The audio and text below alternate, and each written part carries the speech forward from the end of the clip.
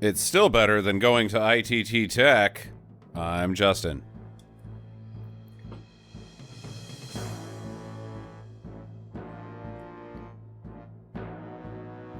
Pass. I'm Sam. You can't pass. There's no pass in cold opens. More like splatter high. Not quite.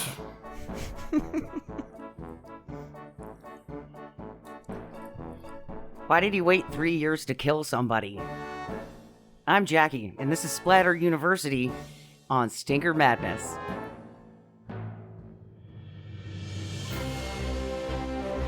Hello and welcome to Stinker U, the only college where you can get a degree in shit. I'm your host, Justin. With me are always Sam and Jackie. This week on the show, from 1981 through 1984, Splatter University, a trauma movie currently streaming on Plex, which is going to be a double don't do from me. I don't like the Plex. God damn it. Why are there other commercial showing channels than Tubi? Just put all the shit on Tubi. That's the one that fucking works. Everybody else can fuck off. Starring nobody. Directed by nobody, unless Sam has got some interesting stuff on that. That's about it. Sam, go. We should talk about Plex then a little bit. Okay. Because Plex is doing a thing where they stream live streaming, where it's like a TV channel, essentially. Mm-hmm. And It is like you buy a TV and your TV comes with these channels, basically. And that's what Plex is kind of doing. Is that like you get a TV, you plug it into the internet, look at all these channels I get. A lot of them are Plex streams. Okay. One of them specifically is called like High Effort or some Maximum Effort or something like that. It's just karate movies. There's some, if you're into the TV experience of old, they've done some interesting things. And one of the channels, Ryan Reynolds, just like reads bizarre bedtime stories, and it is odd, but kind of mesmerizing. That are also getting their fingers into sort of all sorts of other pies. It seems like they're trying to do original programming. Did you guys get some of the original programming ads? A tad. A lot of syndication too, though. The Da Vinci show looks real bad. Did you get Da Vinci's Demons is an old syndication show. That's not theirs. That's an old show. Okay, so that's not theirs. Good. They were talking. We'll see what they do. I mean, they've got Reynolds reading bedtime stories, so. They got Ryan Reynolds. Did you guys, Did you guys get the? Well, I mean, that means he probably owns an interest in it. It's a private company. It's not public. He can't. Well, unless he was like, "Hey, I'm Ryan Reynolds. You can own. Give me some shares." But it's not a public traded company, and it's also not owned by anybody, which I thought was interesting. Usually, these streaming companies are owned by Sony or Paramount or one of the big conglomerate, Apple or fucking Elon Musk fucking up our television. But they're private. How do you even do that? I don't know. Did you guys get the YTB Fat rap video? I don't think we did, Jackie. YTB? I got it 3 fucking times. YTB. No. What is YTB? Okay, so this video, it's just like younger, chubby guy. Like I'm like, is this a commercial for one of his rings, or is he pushing a product? And it's not. It's just promoting him, and so it's like a 1-minute version of his song. And he's really like, I want to call you and come over, but you're always whining. And then there's this lady rubbing her boobs. And I'm like, this is real? And so I had to look it up. And he's a real rapper, and they're pushing him on their platform. And his name is YTB. YTB stands for Young Track Boy. So his full rap name is Young Track Boy Fat. Okay. I invite you to look this up later, Jackie. He's interesting. Okay. No, we didn't get that. It's weird. We should have. We're in that market. We're in the YTB Fat market. You are not. I am not, and I got it 3 times, and every time I was just like, okay, I'm going to really pay attention to this to see if there's more to it, and the third time I had to like look it up and see what the hell is going on. But they're doing records too, I guess. Okay. So that's the whole thing with the Plex. This movie is the one, the guy that comes in, he's a reverend or a father of whatever for like only one scene to sit in her first class. Yes. That is the director, Richard W. Haynes, not because he was doing a Hitchcockian cameo. The guy that was supposed to play that part just didn't show up that day, so he just fucking threw that on and did Anybody the heard part. from Steve? Is Steve going to show up today? Steve didn't show up today. So Steve's at the bar. They made this, they shot this in 81. They got a rough cut together. It was only 65 minutes. And I think that you really technically need to be at 70 to consider it a feature. Yeah. So in 82, they went back and shot an additional 13 minutes to get it to the 89-minute runtime that it has now or something like that. And also right around that same time, they're shooting, Lloyd Kaufman and Michael Hertz are shooting the second follow-up to Squeeze Play, which was Stuck on You. The first follow-up to Squeeze Play was Waitress, which might be the best movie of the three of them, even though I like Squeeze Play.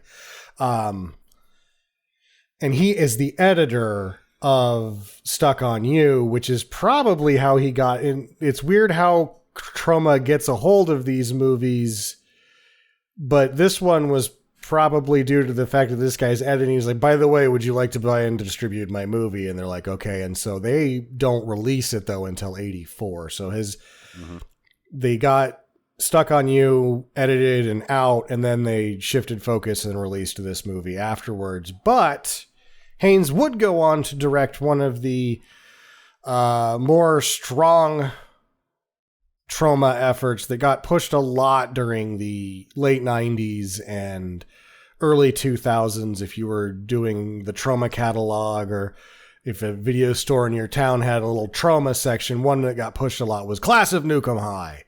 And Richard W. Haynes did direct Class of Nukem High. Class of Nukem High is a good one. Yes, and he went on to do about 8 more movies and edited most of them himself.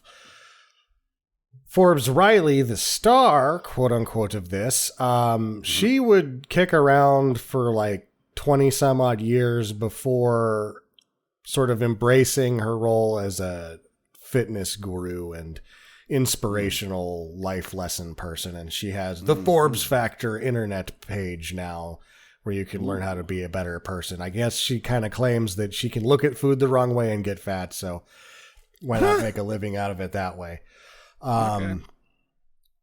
She also, during filming, realized when she's like, okay, where's wardrobe? And they're like, in your closet. Yeah. So she just chose what she was wearing. And then early on in filming, realizing that there was no one that was really paying attention to continuity, just went ahead and went, so there's nobody here doing continuity. And they're like, what? And she's like, okay, I am the continuity girl as well now. So she just decided to take on that role and make sure that you weren't wearing a wig yesterday. Yeah. Take off that stupid fucking wig. We're at least wearing the right thing. So she showed up to be a star and realized this is something else. I'm still going to be in it, but I'm also pretty much wardrobe and continuity now. How about that? Brenda, you weren't dressed in kiss makeup when you filmed yesterday. Yeah. Get off the kiss makeup. Because this seems like it was done mostly independently from Troma to begin with, they were trying to get investors, and so they basically made a promo packet and had posters before they even started shooting. Okay. And I don't know how or why, but Elizabeth Caton of Slave Girls from Infinity, Vice Squad, and Friday the 13th, A New Blood, is sort of billed as the lead in those posters that were made before the movie, and she is not in the movie at all. Nice. Nor would they probably have any chance of getting her at this point. No. The only person that is in any of the promotional materials that actually makes it into the cast is the red-haired girl that makes it through most of the movie that has the very big hair, Denise Texera. It is it's explode it. Like, it is big.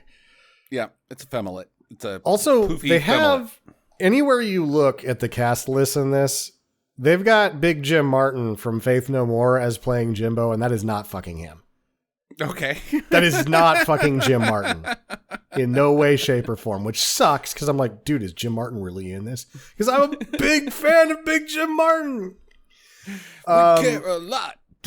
Yeah, he was, through their first 4 or 5 through Angel Dust. He was the guitarist, and then he's a farmer now, but he does do music again as of like 4 or 5 years ago. And he's in Bill and Ted's Bogus Journey too, which is awesome. But I was like, oh my God, Jim Martin's in this? And then like 2 minutes into it, I'm looking at the quality. I'm like, Jim Martin is not going to be fucking in this. Because this is shot like he's in a different band. He's in a thrash metal band. Because Faith No More's first album is 83. Okay, let's not go on a Faith No More documentary with Sam. Okay. Who? Okay, yeah. But it's not Jim Martin. It's not him. All right. There's no fucking way it's him. If it's you, Jim, tell us. But it doesn't look anything like you, the guy that had the name Jimbo. Because I backed it up. I'm like, that is not Jim Martin. What the fuck? That's just some guy named Jim Martin. Get your shit together, internet. Yeah.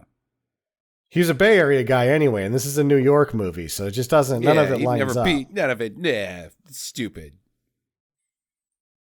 They were on campus at Mercy College in New York.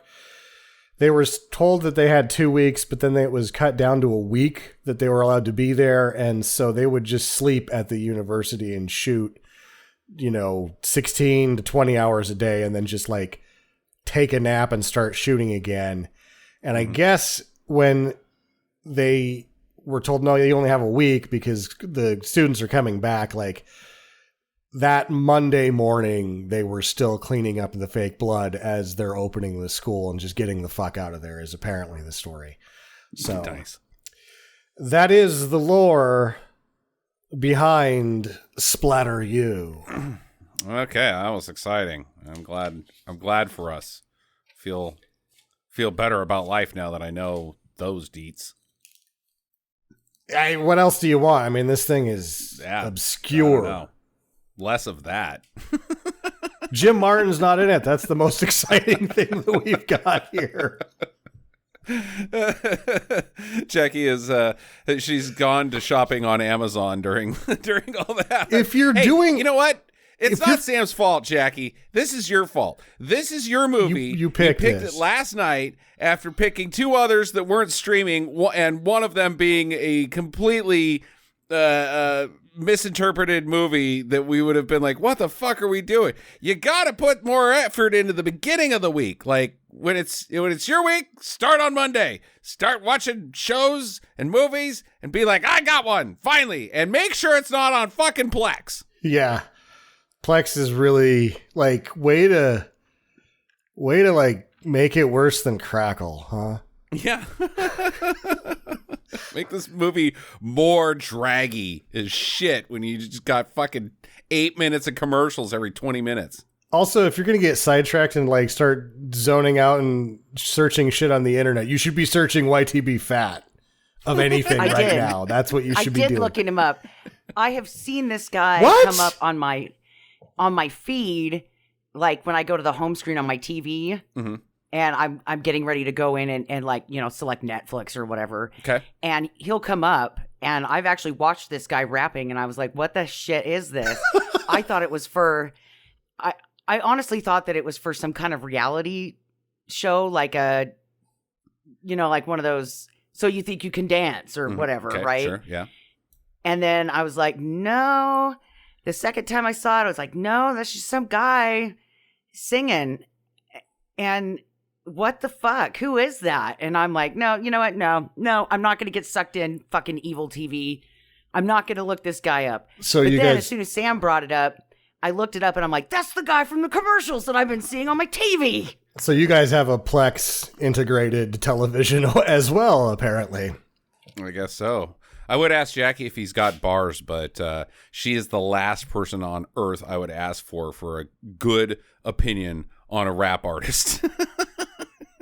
What do you mean if he's got bars? Like, yeah, see what I mean? I don't even know what you're talking about. Oh, Jesus, man. Yeah, I'm not talking to either of you guys on anybody if they got bars or not, man. Good Lord.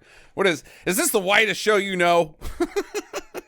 God Damn honkies. Honkies Something. up in this bitch. Okay. Is he good? Is he good at the rap? I feel like you should watch are. his rap videos and report back your thoughts, because I still haven't really formulated a full opinion. All right, I'll check him out. YTB Fat, you got a new viewer. Yeah, I thought it was some kind of weird commercial. Okay, that's not trying a, to that's sell not you a like ringing endorsement. lawn care. It could have been about mailboxes too. Okay. The short clip that I saw, it also could have been about changing your cell phone provider. I don't know. So but he's got a little Bismarck-y going in him, rapping about reality. When I first saw it, I thought, remember those Saturday Night Live fake Cristal ads that they would run? Mm-hmm, mm-hmm. I thought it was like Yeah. that only real, and that they were going to run some, like, 'cause he's flashing these rings a lot. And I was like, oh, they're going to pump me. They're going to try to pump me up on some fucking bullshit bling rings. And no, it's just a rap video. Okay. All right. Well, either It way. could also be a diabetes commercial too. Just because you know how Wegovy, they have their dancing people. Yeah. And I kind of thought maybe it was going in that direction, but I was like, don't care. And I went to the Netflix. Okay. We do have a movie to get to, guys. So sorry, YTB Fat. We have to talk about Splat U. Starts out with a loony bin. And, you know, the thing about loony bins, like, this is early 90s. And obviously we got One Flew Over the Cuckoo's Nest. And what's another loony bin movie? There's The Dream Team. The Dream Team.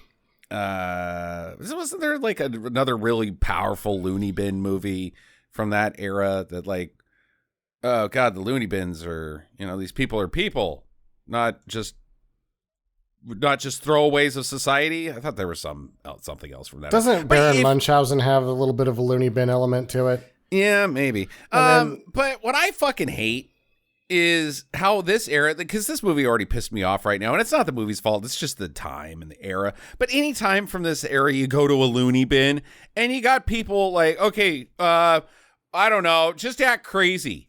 And they're like, one guy's got a doll head and he's poking its eyeballs, and it's like, it's uncomfortable to me because that's not what mental illness looks like. That's a fucking caricature of mental illness. It's like, you know what? Fuck you guys. It's a full display of misunderstanding at what's happening there. But at the same time, like, symptomatically, like the staff just being dicks that are unprepared to deal with the real problems. Oh, yeah, that is true. Totally a reflection of what was probably happening. Fucking orderlies blow ass. Orderlies today blow ass. Like, no. I mean, you can't, like, yeah, there's so many complexities about the fucking mental health industry. And not even just with mental health, but like with old folks, like an old folks home. The people that fucking work there, they got no education because you can't pay them, dick. You're hiring fucking butt fucks off the fucking street because you can't pay them, because the residents can't pay, because it's horrendously expensive to have fucking healthcare for old people. It's just a huge fucking mess. But I do not like watching a movie where it's like, oh, look at these crazy people. Aren't they silly? And it's like, damn it. Yeah. Well, they especially loved the fat guy with the mannequin head that was poking its eyes. Isn't he funny? They loved. Oh, it's so funny. They loved him. Fuck they off. Kept, like, they would like show somebody and then they go right back to him. Yeah.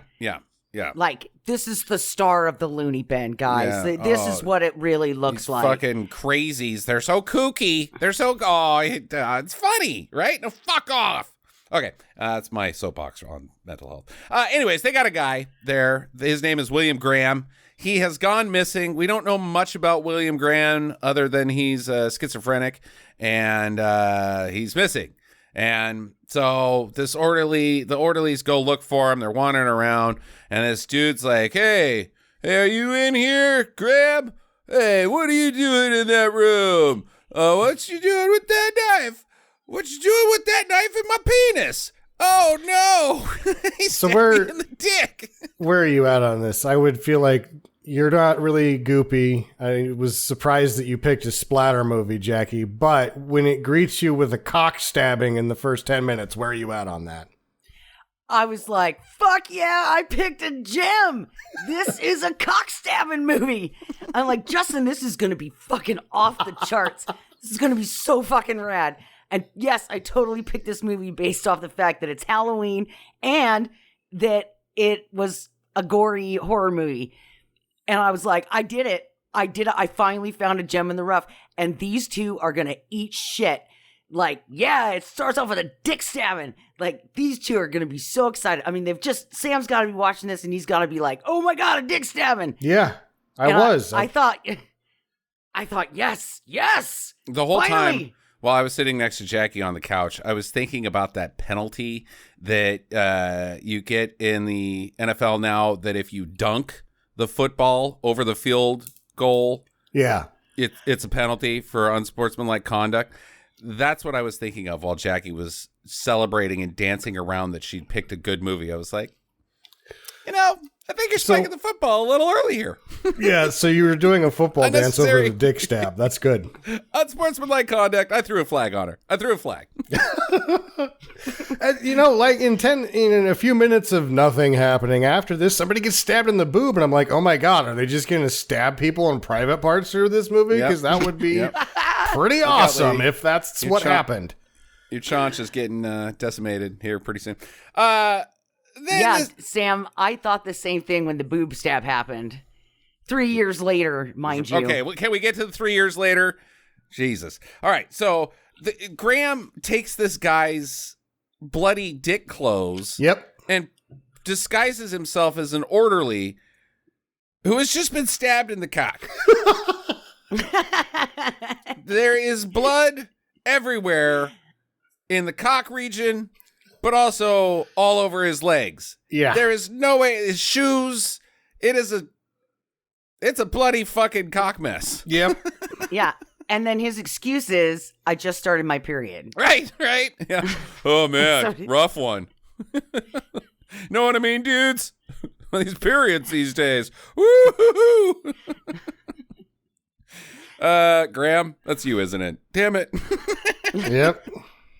Also, it's not like he fucking pulled a Hannibal Lecter. He's gonna have you for dinner. Isn't that fucking funny? It didn't like rip off the guy's face and wear it and then like sneak out. He's just still this William Graham guy, now dressed up in cockstab clothes. Yeah. Well, I mean, let's think about it. So all of a sudden you see a guy just kind of hurrying out and bleeding from the front of the pants. You're going to be like, okay, I guess that guy needs to go to somewhere else. It looks like he's decided to be the master of his own destiny and getting the help that he needs for what's happening in his pants right now. So maybe you don't hassle him. You're just like, oh, okay. Nope. If you're walking fast, then you keep on going, man. Yeah, I mean, for all you know, he could have blown out a hemorrhoid. In his cock. Now it's everywhere. I don't know if you know where hemorrhoids come from, Jackie, but they're not in the cock region. Well, maybe they're south. He's got whitey tighties on, and when it exploded, it pushed it all up to the front where his wiener was, and then that's why he looks like he has a wiener stab in the front. And Dexter. I'm with Sam, they see that, and they're like, oh my God, a burst hemorrhoid. We got to let this guy go. Hey, that orderly looks just like a patient that lives here, but I'm going to ignore it because it looks like his cock exploded. Yeah. Plus, the staff is just fucking assholes. Like, the one gal's like, I'm on a coffee break, and she's smoking, and then the other guy's reading a paper yelling at people for no reason. So, he makes it out. Okay, he's out. Graham's out. He's on the loose. 3 years later, he's not been caught for 3 years. I mean, he's just like... I don't know what the hell he was doing during this 3 year period. Like, I know eventually, but it doesn't fucking make any goddamn sense. It's just whatever.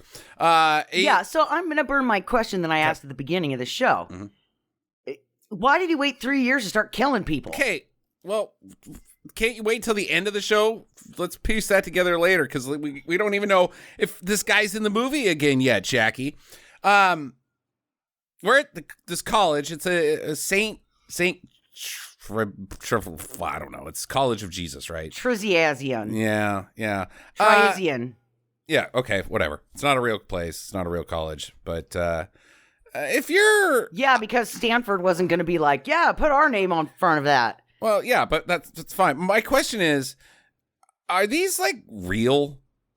Like, heavy Christian colleges. I mean, yeah, there's religious schools, obviously, but like, hey, I'm Phil. I'm going to college this year, and I'm gonna join a frat, and I'm gonna drink a bunch of beer, and I'm gonna GHB some ladies, and I'm gonna do it at a fucking Catholic school where like there's a fucking priest is in charge. Why would you go here unless you're like also super religious?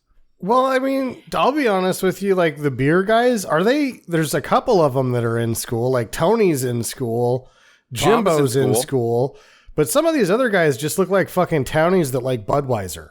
Like you can't even really, are they even in school? I can only verify that Tony and Jimbo are in school because they're... And Tom. That's three of them. That's 50% of the fucking guys in this movie are butthole dickbag douchebags that go to a heavily Catholic school. Because Tom has a dorm room. There are a ton of universities that are religiously affiliated. Affiliated, sure, but their dean is a priest? Yeah. Yeah. Huh. I didn't go to one of those schools. No. No, because they would never have accepted you to get into one. Yeah, and you would have turned into ashes like the first step onto their campus, dude. Yeah. You would have just burst into flames. Your wiener would have popped off. Why would anybody go to one? Wiener pants, and they'd be all like, "Whoa, that guy's got to go somewhere." Why would anybody go to one of these universities unless you're super religious? I don't get it. Why would you do it? Some of them have really good business degrees. Oh my God, you guys are killing me. Everybody's got answers at the same time. One at a time. What is this? The fucking presidential debate? Jesus. Jackie, you work in education. Why would somebody go to one of these schools? Well, because they have really good programs in some of them. Some of them are actually medical schools or law schools that are really hard to get into. Like Washington here in St. Louis, they're a religious school. Are they? I didn't think they were. Yeah, BJC. Yeah, that's a Jewish college. Yeah, okay. All right. Here back in Idaho, we have NNU, and they have chapel at NNU. Yeah, but you don't go to NNU to fucking party, dude. No, you don't. It's pretty much a religious school, and you can get a very good business degree there. These are party boys. Yeah, I don't know what they're doing here. Don't know what they're doing there. I think that they're townies. They're fucking weirdo townies. Okay. Well, no, because some of them are in class later. You didn't pay. See, you guys are bad today. You guys are not with it. You're talking over each other. One of you is saying something and missing. 5 minutes later, you're repeating the information that somebody just said. We just had this discussion, Jackie, that half of the cast goes to this college, and the other half may or may not be townies. I'm raising my hand. Jimmy Crackcorn. And I don't care. Okay, whatever. I am going to accuse Wolf of being a townie. Wolf is a townie. Wolf is clearly a townie. That's fine. But 4 of these guys go to the college, and all of these guys are douchebags. So it doesn't line up. You're talking about the guy, Sam, that has the handkerchief that's tied to his pants, and he keeps going. Yep. His name is Wolf. It's in the movie. Okay. He's very explicit on what his name is. Okay, so at this college, there's some lady. She's expecting some dude named Mark. She's in a classroom. I don't know. I guess she was a professor. And she's like, "Oh, hey, Mark, is that you? Oh, my breast!" And it goes psh, and deflates. And she's like, "Ha ha ha ha ha!" And then he stabs her in the heart, and she dies from it. She got stabbed in the tit. Sadly, that is the end of the private parts puncturing parade. Yeah, they needed to stay on that train. It was a good theme. Yeah. It was a good theme. You had something going here. You had something. You might have kept us in this if you kept puncturing private parts.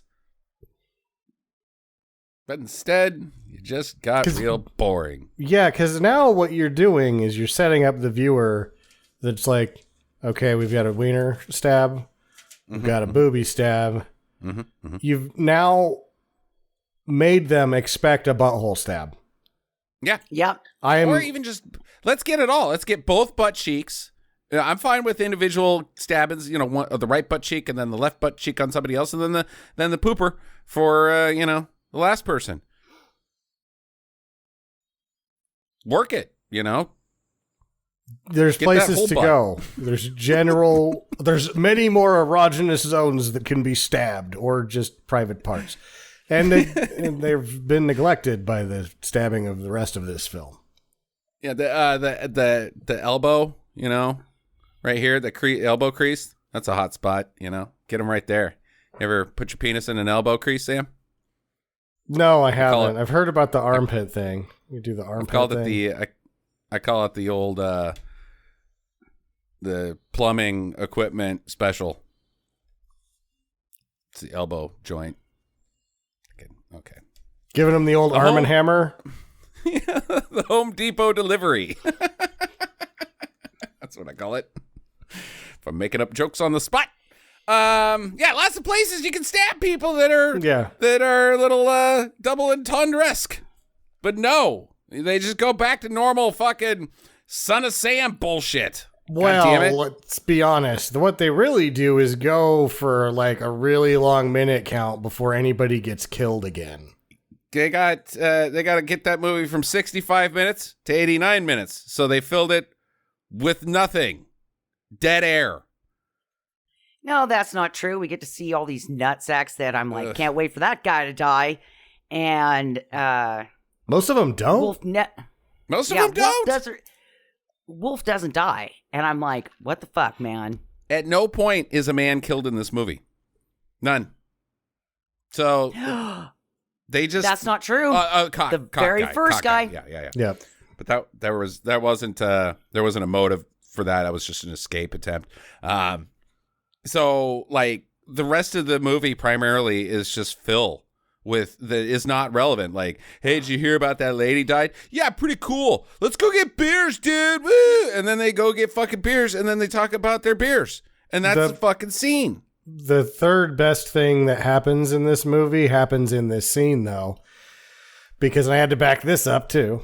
They're like, beers. And one guy grabs a Budweiser, and most of the actors are just like, drinking, like, I'll take a little chug, I'll put my tongue in there.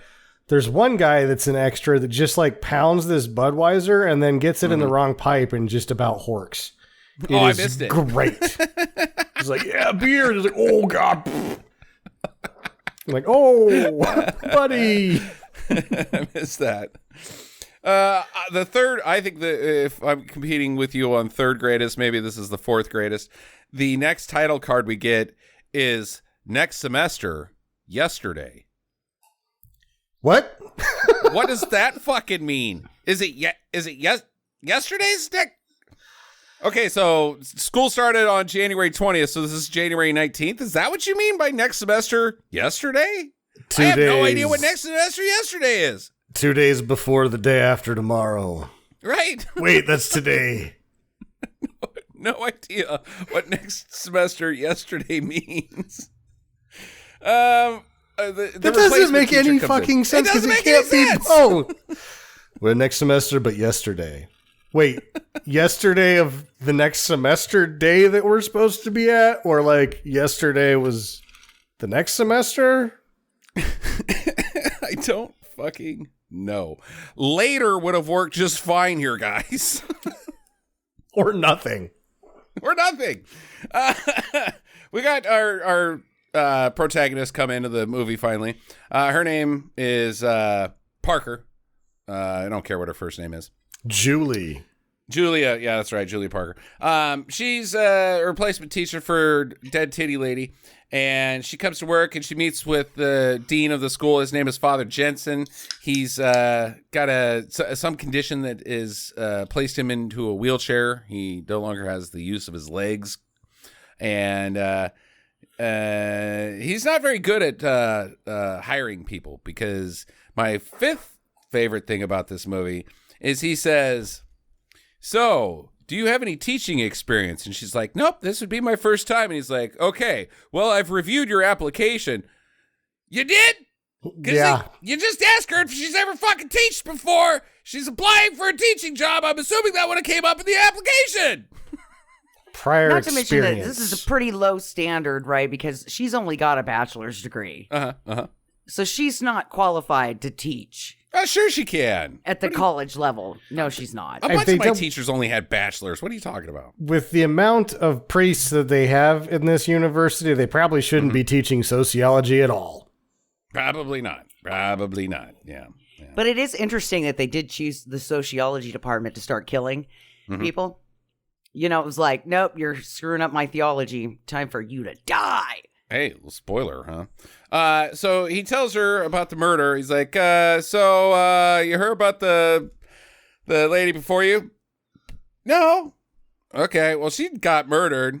Oh, okay. I'll take the job. Okay, whatever. I also like that he admits at this point that several other candidates have already backed out because of this. So at this point, she's like that desperation hire where the semester has started. Right. Yeah. And they need a warm body to read the curriculum. Totally. She was at the bottom of the list. Not good, Professor Parker. And we'll find out why as well. So she gets her new place, and she gets it organized. She's just as good at teaching as she is at unpacking her clothes. Yeah. She's just got this place already. I like what you've done here, Joe.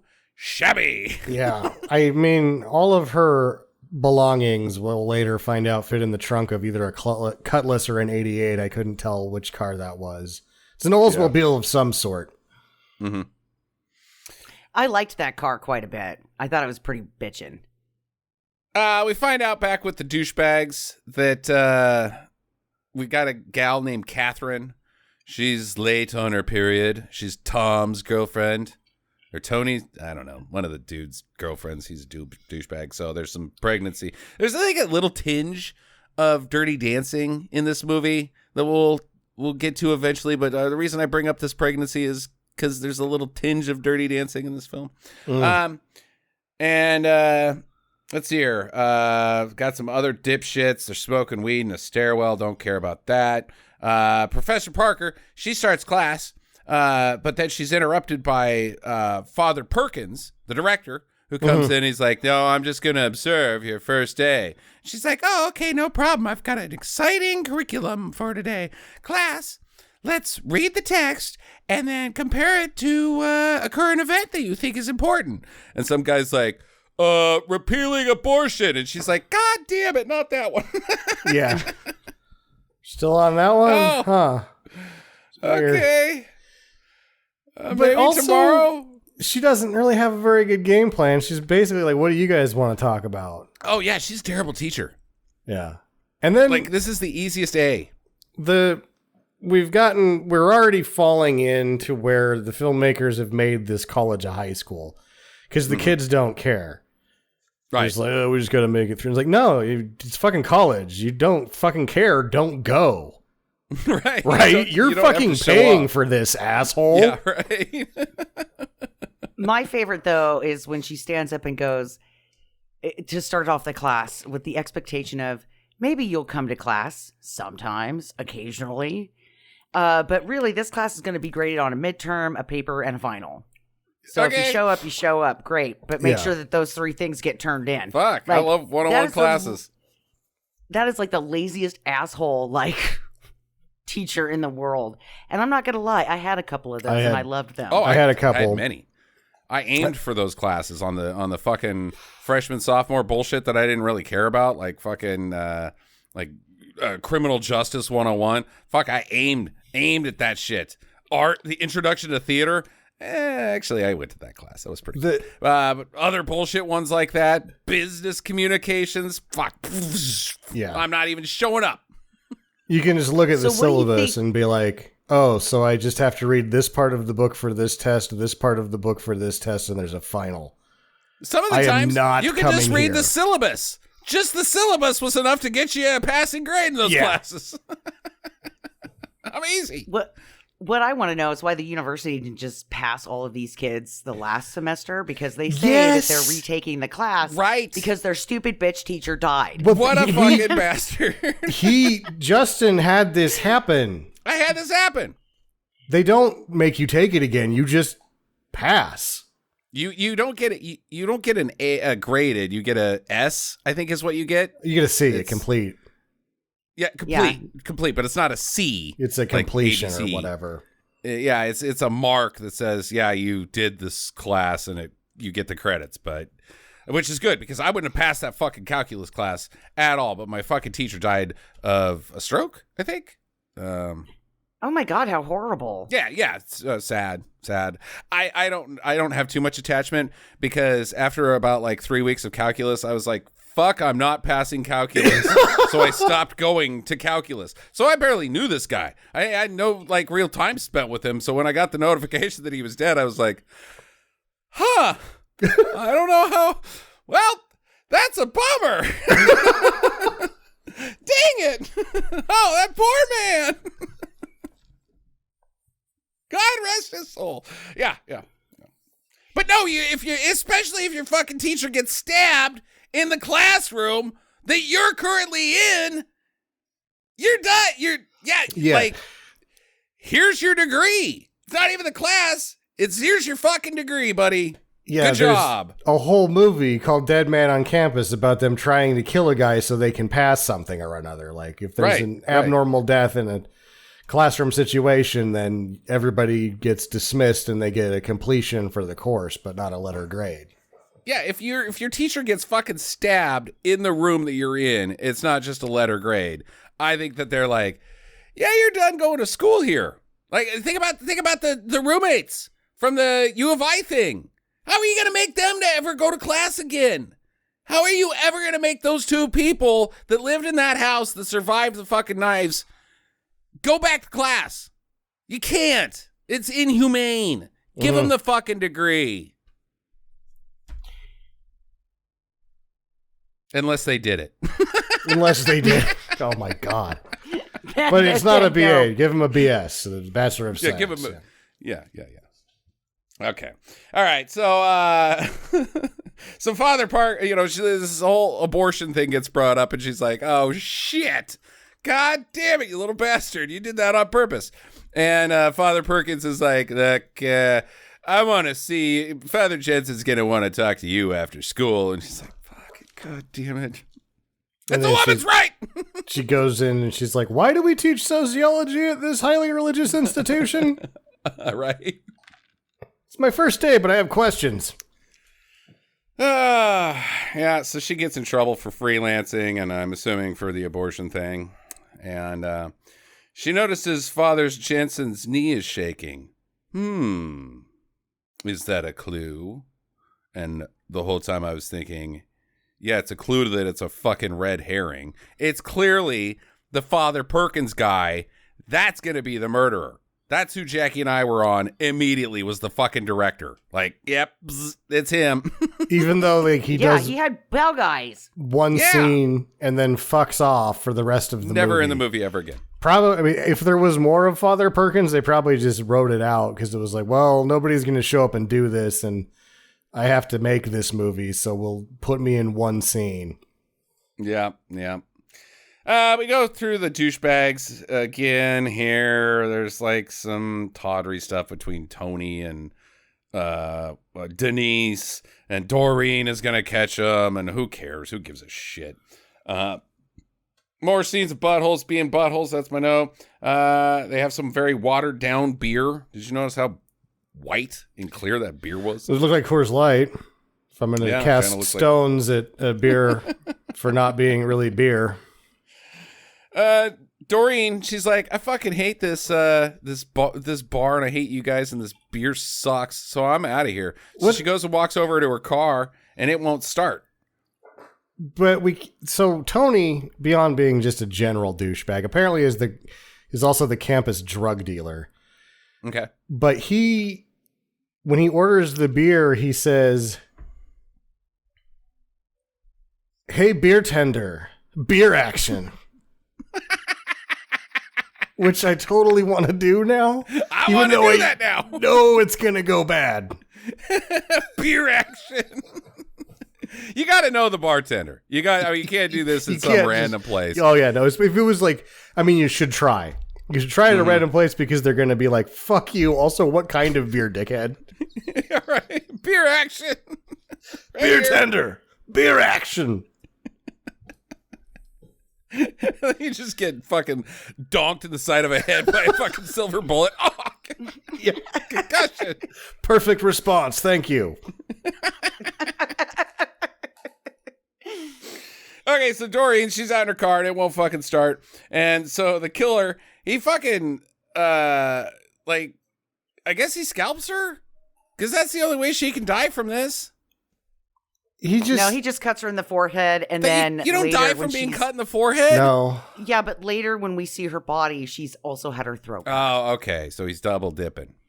He missed, I guess, the first time. High. 6 inches high, Bob. High. We're not shooting at 150 yards. It's a knife, so that's pretty high. Like that's a bad miss. Bad at this. I don't know what else to say. I really didn't mean to stab that guy in the cock. I was aiming for his heart.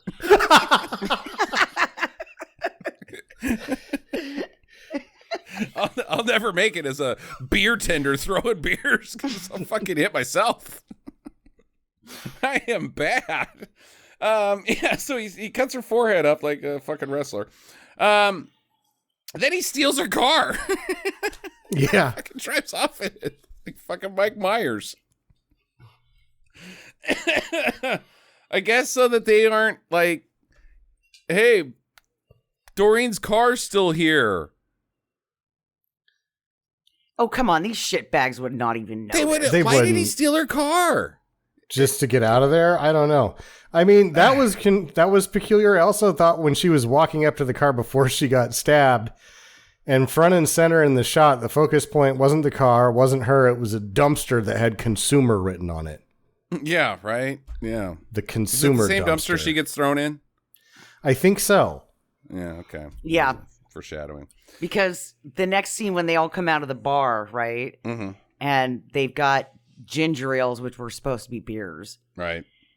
And then they're chucking them at her, not knowing that she's in the dumpster. Yeah. And I thought that was fucking hilarious. You thought it was fucking hilarious?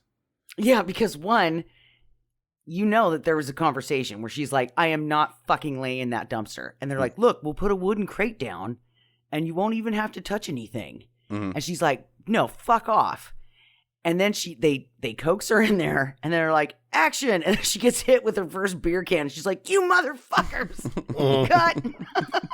Hey! We're not getting you out of there until you just lay still and let the beer cans fucking hit you in the face. Beer action coming at you. That's where that came from. Director yells beer action.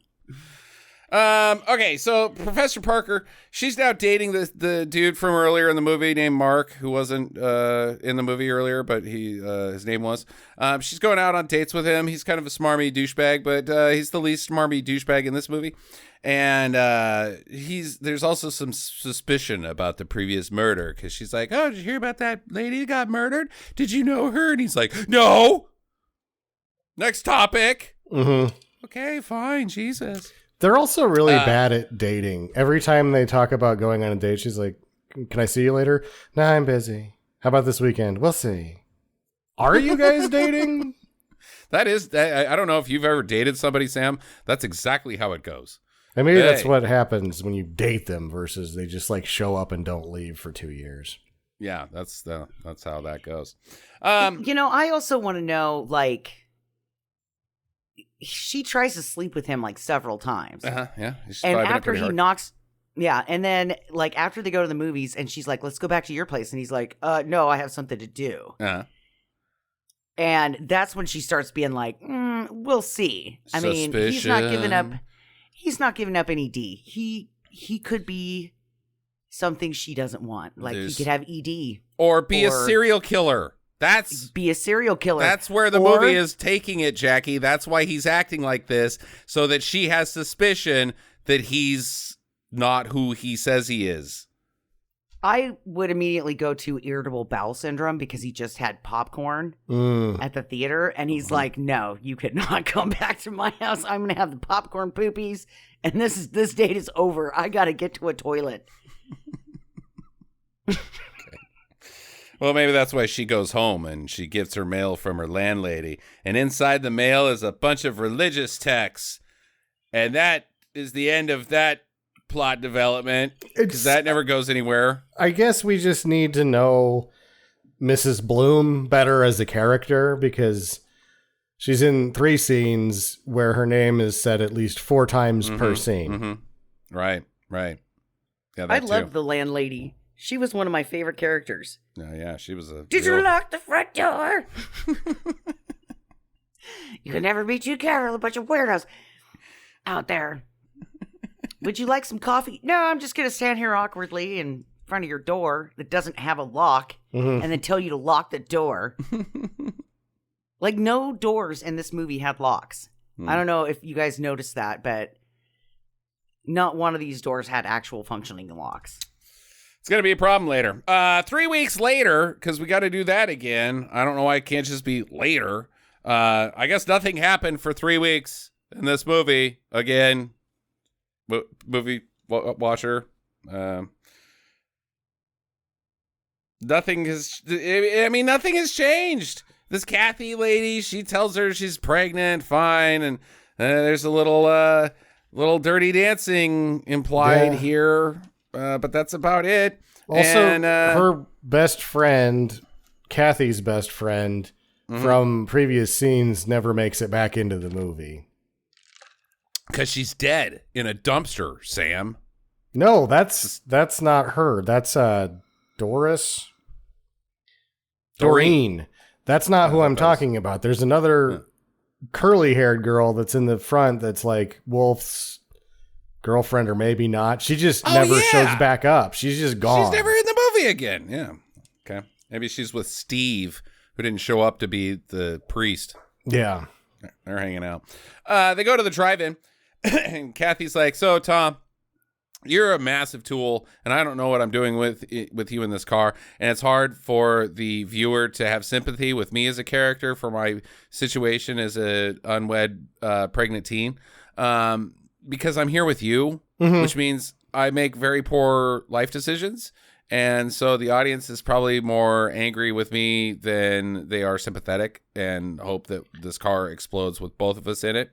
But anyways, I'm pregnant by your penis sperm. And let's fuck. Well, that's not kind of how it more or less goes down, where he's like, what, he knocked up? And then he's like, oh, shit. All right, let's make sure.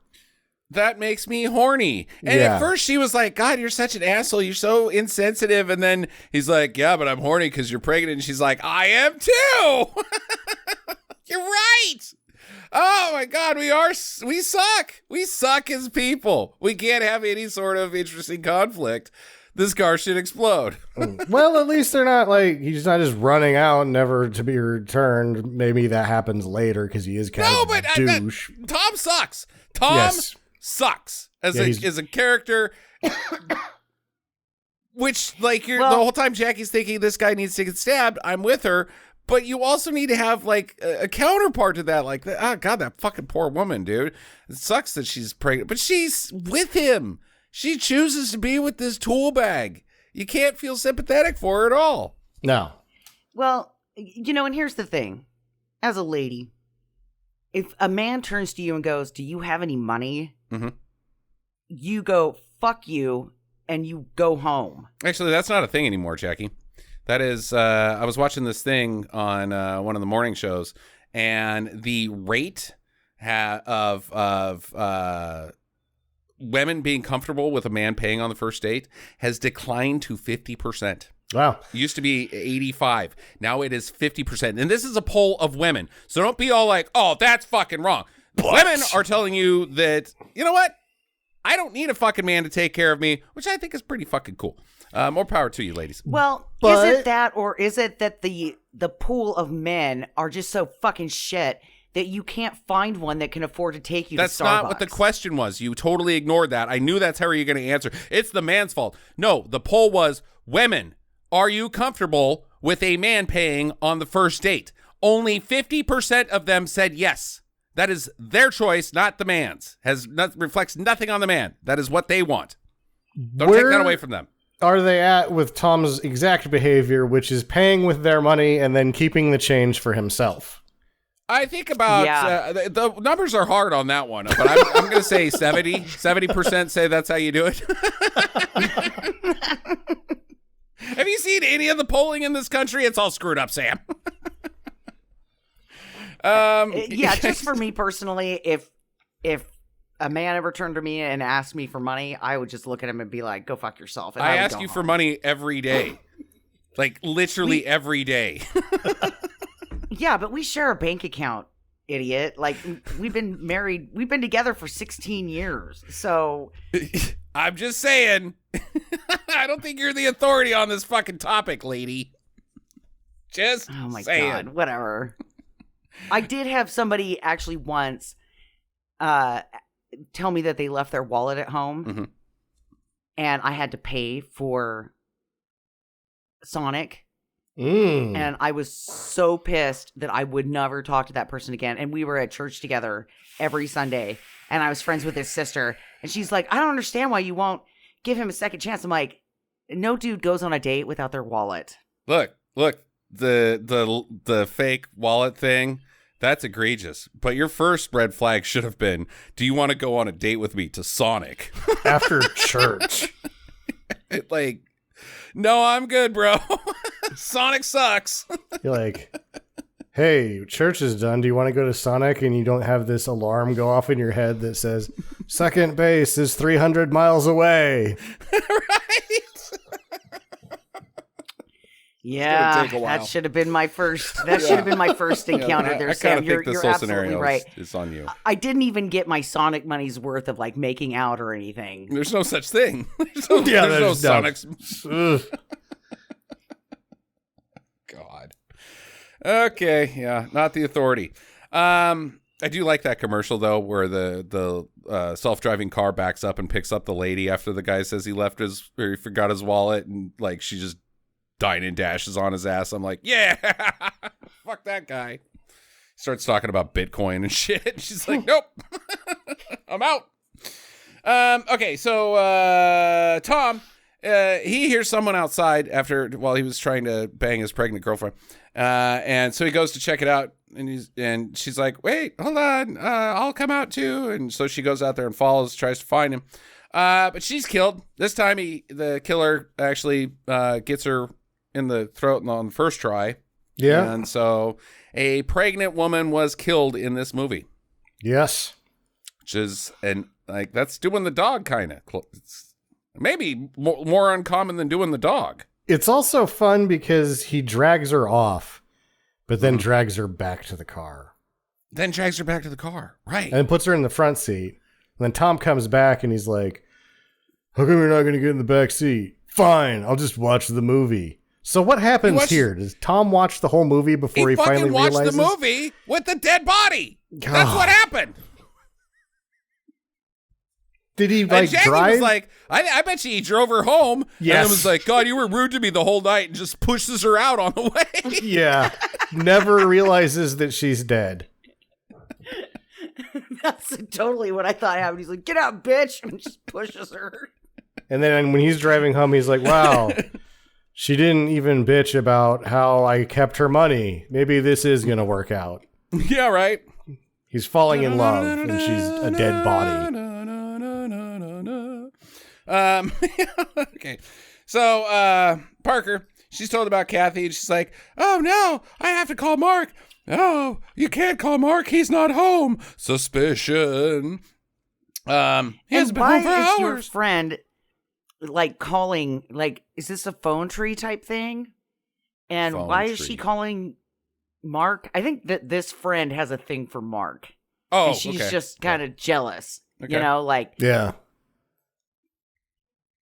You're not dating Mark, are you? Well, yeah, kind of. Oh, I missed my chance. I should have jumped on it last semester yesterday.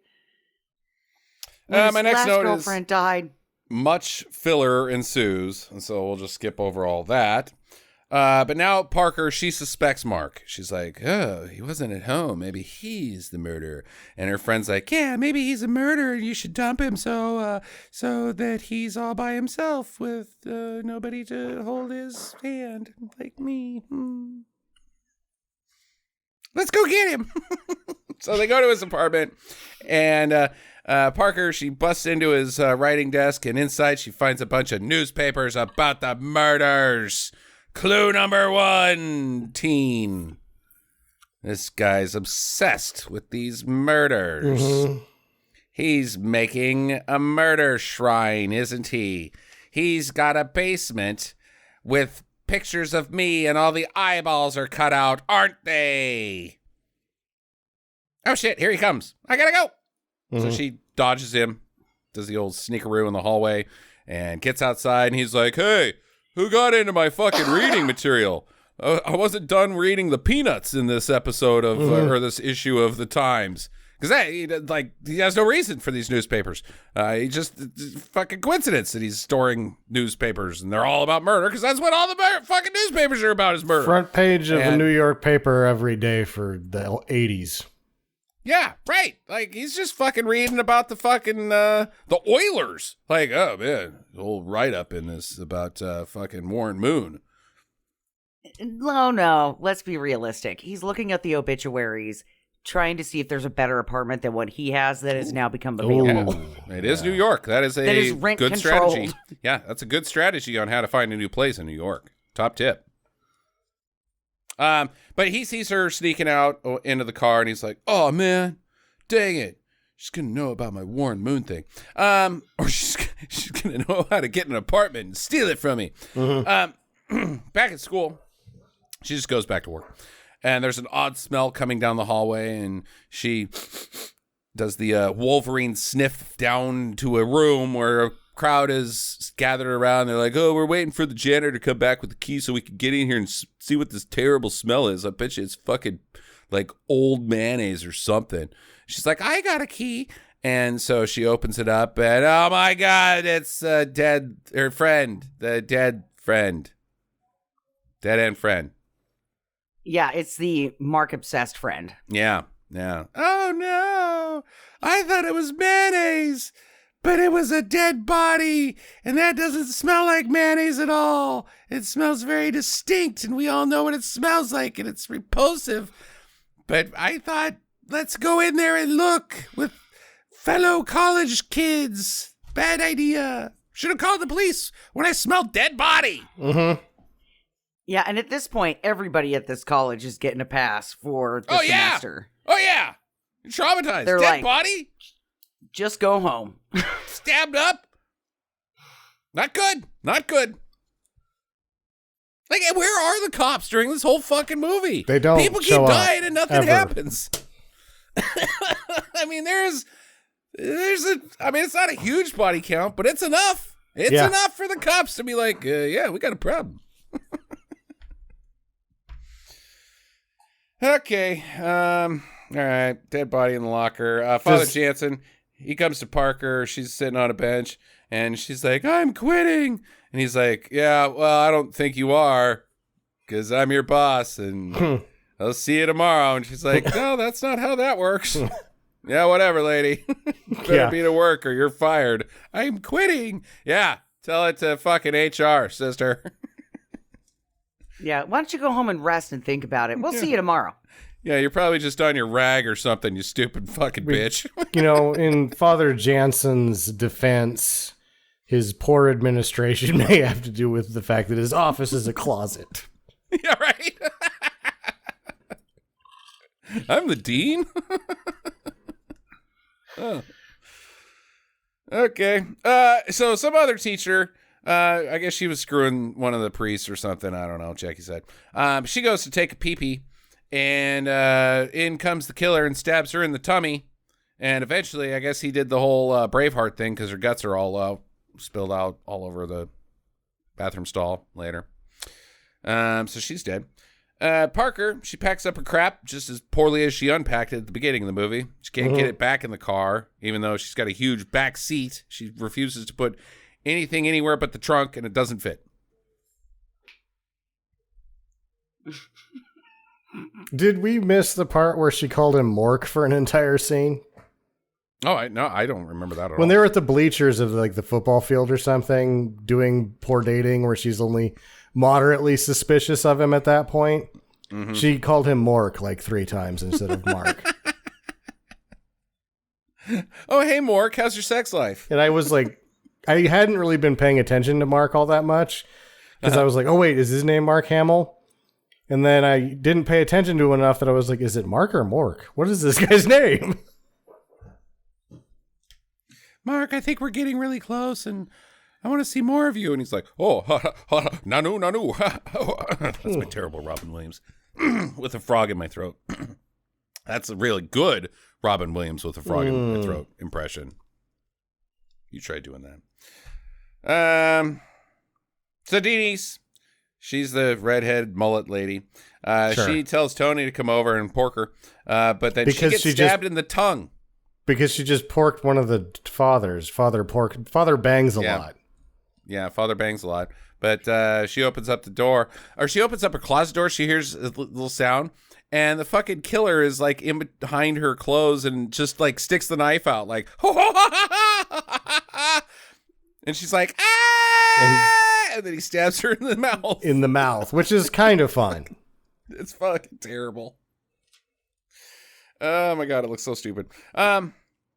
So now Mark, he shows up at Parker's place, and he's like, I think you don't understand whatever you're thinking is incorrect because I'm not a killer. And she's like, yeah, sure you're not. So she smacks him. She runs away. She runs to her car. She drives off, and she goes to Father Jansen's office, and she's like, yeah, Mark's the killer. And he's like, yeah, you mean Mork? And then, oh no, it's not Mark. It's Father Jansen. He stands up from his wheelchair and he's like, the power of Christ has compelled me to stab you in a different titty. So he starts chasing her around and she's like, ah! And they chase around the hallways and it's a steady cam and it looks really fucking stupid and awesome at the same time. Like, I did like this chase because it's so poorly executed that it looks fucking ridiculous. It's kind of funny. I also liked, we missed it, the lady that peed before she got stabbed. No, we talked about that. Did? Okay. It was weird because I was like, out. oh, there's peeing in this movie, huh? Julie doesn't make it. Weird. No. Yeah, she finds the guts lady and she screams, and so Father Jansen hears her and knows where she's at, which doesn't work out because they're on the same floor. She gets in the freight elevator and I think goes up. She doesn't leave. Is what she needs to do. She doesn't leave, but I think she goes up. You want to go down. You got to get out of there. But she goes up, and then he's on that floor. The door on the door on the east entrance is still open. That's the one you came in through. Just leave through there. Just leave. Why? What are you doing with the freight elevator? So he stabs her up in the freight elevator. She's fucking dead. Yeah. Didn't make it. But Mark has come in, and Father Jansen sprints back to his office somehow. That's on a different floor and didn't take the elevator. And he calls the cops, and he's wiping off his fingerprints off of everything. Oh, and the thing he used to stab everybody was a knife hidden inside of his cross that hangs up on the wall. So when Mark comes in, he's like, oh yeah, I heard some screaming, and so I called the cops. And he's like, oh, okay, Father Jansen, well, there's no way that you could have got out of your wheelchair and killed my girlfriend. Wait a minute. Jesus has got blood all over him. And then they call to the diocese, and they report a miracle, and it goes all the way up to the Pope, and he says, it's a miracle, because the Jesus, he's a bleeding. See, it's a proof of a Christianity. Like, you know, the Mother Mary where she gets eye tears. And then I'm at the video store, and some girl I'm dating is like, oh, it's called Stigmata. It's really scary. It's got Holly Berry in it. And I'm like, no. Right. No. And that's the end of the That's it. And it gets away with it because of fucking magic. Jesus magic. No, Mark's not that stupid. He says, hey, wait a minute. I call bullshit. Jesus doesn't bleed out of his armpits. That's a fucking knife. You're William Graham. There's a setup here where you're like, what's going to happen? And when it just like shows the Jesus and fades to black, I'm like, please run the credits so this ending can be completely ambiguous. Right. Because you don't know at that point if Mark was able to overpower him until the police show up. Mm-hmm. If Mark is blamed for the murder, but instead it fades back in to him at the loony bin again with guys talking about it. And you're like, lame. Super lame. Yeah. And that's the end of the movie. Thank God. First question, Jackie. So why did he wait 3 years to kill his first victim? Okay, so let's try to figure out why he kills victims. Because, again, they're all women. And while he's in the loony bin screaming at the end of the movie, he says something about, like, Jesus purify these whores or something. So he's got anger issues about ladies. But it's not like there weren't ladies around in that 3-year period. Or was he just dealing with nuns? And he's like, no, these nuns, they're okay. They're okay. Now we've got these whores working at school. I got to kill them. And he's got pornos, too, because he unloads some pornos. Yeah, that's right. Yeah, he's doing the old Ted Cruz there. So, I guess he was spanking it pretty hard. Okay, I don't know why. Maybe it's just like the pent-up hatred of boobies gets to him or something. Can't take it no more! I'm more confused as to how he actually gets the job. Yeah, how does he get the fucking job, man? How does he take over this priest's identity is what I want to know.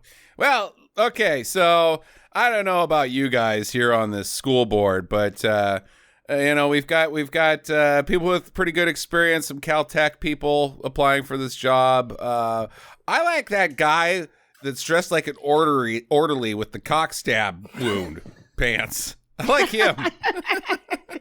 He seems legit.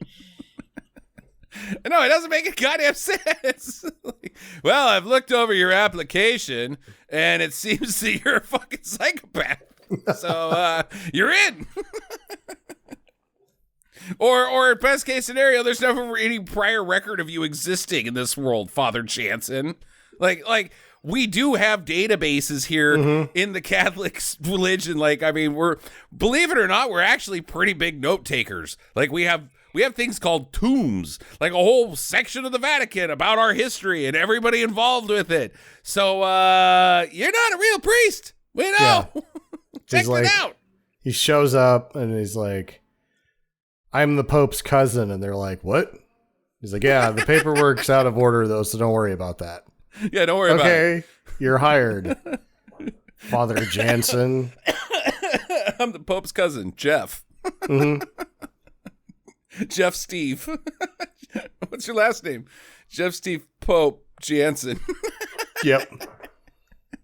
Okay, you're in. My middle name is Pope's brother, Jeff. My name is Jeff Pope's brother, Jeff Jansen.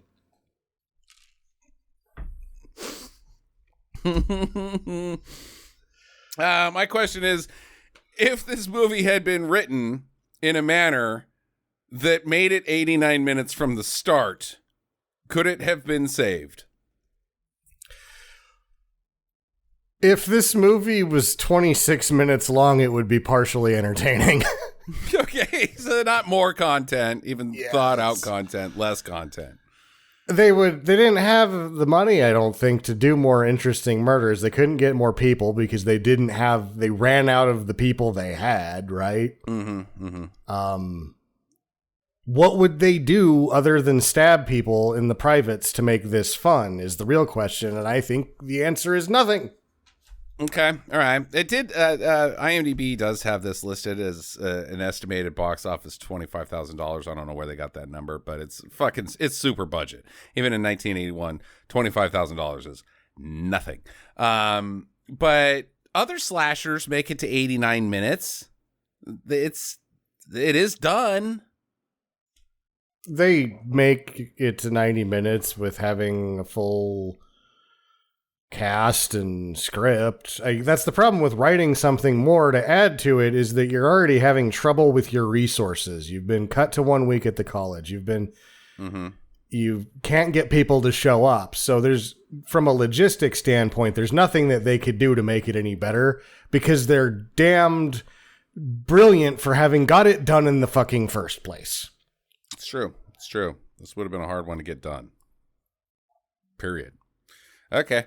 It's too bad, because this movie sucks, in my opinion. Anybody else? Any other questions?